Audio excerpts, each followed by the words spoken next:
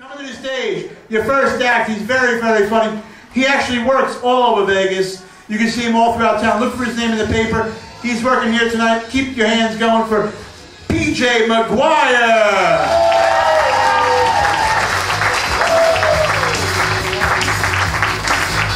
Good evening, good evening. You guys are beautiful tonight, very nice. Didn't tell you we're going to start the show with a Chippendales dancer, did they? What? I made the auditions for the cartoon. A little bit about me. My name is PJ. I was actually raised on the mean inner city streets of South Central Beverly Hills. I did just turn 40 years old. 40, that's a big thank you. All right, thank you very much. All it means to me is finally my age matches my waist size. That's all it means now, which is okay for now. It is, I'm cool with it, but I'm a little worried as I get older. Where am I going to buy a pair of 60-30 jeans? Big and square, maybe. I know you could, sir. He's shopped at that store before, actually. Oh, my goodness. Sucks getting older. I can't even drink anymore. I now drink like a Mormon schoolgirl. Yeah, I can only have one cocktail a day, but I will put out immediately following. Sucks getting older. I'm on a diet because I'm trying to look good for TV, and they say the camera adds 10 pounds, which is bullshit because it's 10 pounds per chin. Should have a bigger neck. I should. Suck. I did buy the P90X though. P90X, this exercise craze sweeping the country. P90X. It's not working exactly like the commercial, and I can't figure out why because I peed. I watched 90 seconds and I X that thing off my Betamax. I still can't see my abs. Or my weenie. I've been married a long time. In fact, my wife tried to help me get ready tonight. She's like, honey, is there anything I can do to help you with the show? I was like, no, dear. After 20 years of marriage, you've done enough. Oh, I'm nice to her, though. I'm nice to her all the time because she can take me. She can. She's got this mixed martial arts move where she takes me to the ground, she ties me up, and right before I'm ready to tap out, she stabs me in the eye with my own penis. I don't know how she does it either, sir. Not supposed to be possible. I'm Irish. That's a teeny weeny joke for the folks in the back. I'll explain them. I don't care. Oh my goodness. You guys are fun tonight. My wife, I would get back to that. We do all the stuff married couples do, though. We go to the marriage therapist the other day, and the guy sets us on the couch, and he looks us both right in the eyes, and he's like, all right, you two, I want to start with something you two have in common. And I was like, well, neither one of us likes the kids. Most of you have heard of teenagers before. You love your teenagers, we do, we love them, but once or twice a day, we just want to cram a flip-flop in their ass.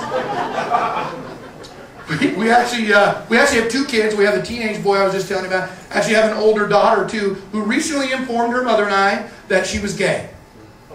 So I told her what every loving, caring, supportive parent would say at a time like that. Well, you're not coming home pregnant.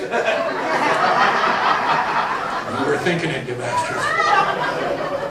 The good news is now both kids are bringing hot chicks to the house. I'm like, whoa! Score one for the good guys.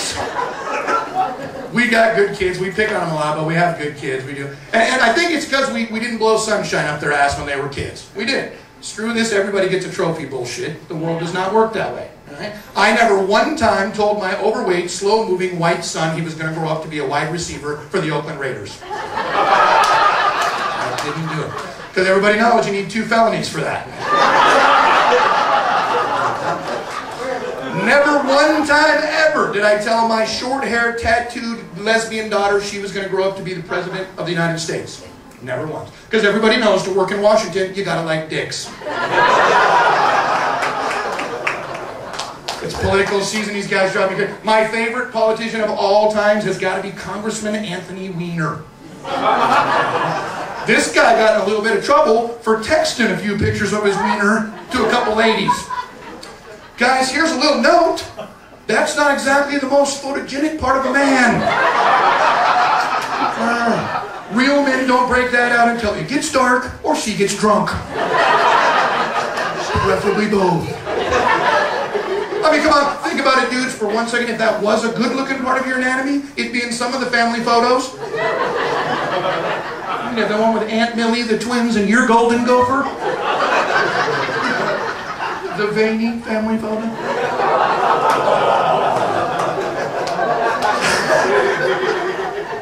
Look, my whole problem with that whole situation was, I have a small enough package as it is. I damn sure don't need to send a picture to a woman she's going to look at on a 2-inch by 2-inch TV screen. I have a 24-year-old's got to put on reading glasses to look at your junk. It's not going to be a great night. Like, girls, I'm getting one. Hold on, he's hung like a hamster.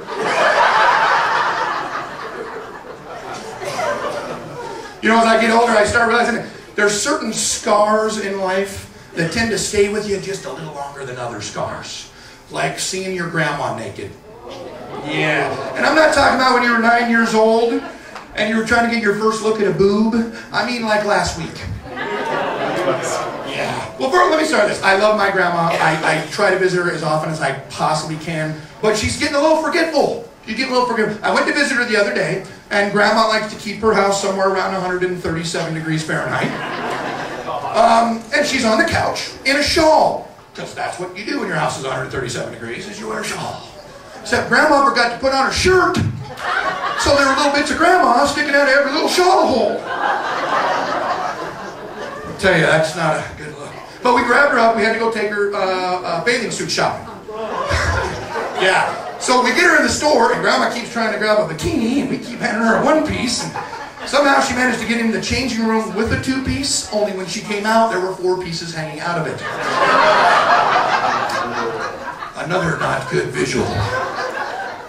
But I went to visit her the other day, and I had a brilliant plan. I was going to wait till everybody said their goodnights, and I was going to sneak around the corner, and I was going to adjust the thermostat. Because I have a hard time sleeping when the heat is set on Hades. Well, I didn't give it long enough amount of time, I can tell you. I rounded the corner just in time to see the full Grandma Monty. Yeah. And let me tell you right now, the most disturbing thing was seeing that 70s bush.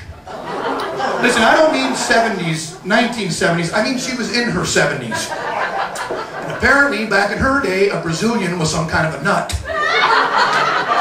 You guys, my name is PJ McGuire. You guys have been fantastic. Please enjoy the rest of